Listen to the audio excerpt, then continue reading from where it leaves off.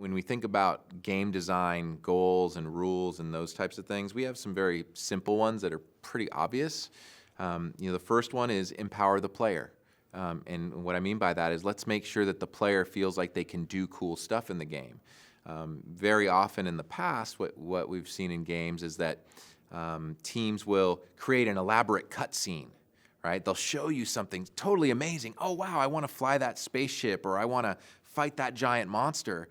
And then it's a cutscene. You're not playing it, you're watching it. You're not actually doing the thing. You're being shown something that's really cool, but then you have this feeling of like, well, man, I wish I could have done that. So for us, we're really focused on empowering the player by letting them do those cool moments. So if we come up with something cool, like flying a spaceship or fighting a giant enemy, we want to make sure the player is connected to the game at that moment and doing that themselves, so that special moment that maybe in other games will have just been like a linear piece or a movie, we're letting you play it. So that's one of the things that we really want to make sure we do for our players.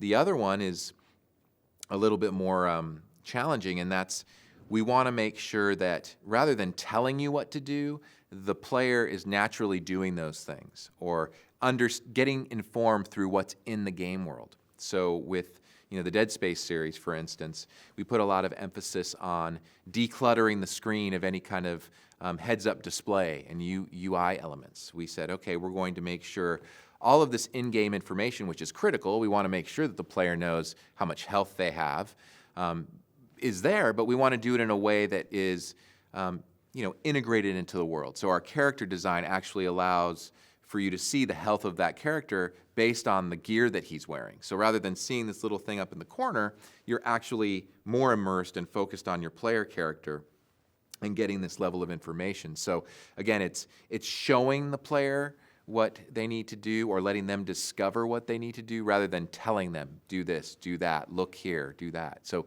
really guiding the player through motivation of what's fun or what makes sense in a space versus we're going to tell you exactly what to do in these situations. I think that's another thing we try to do.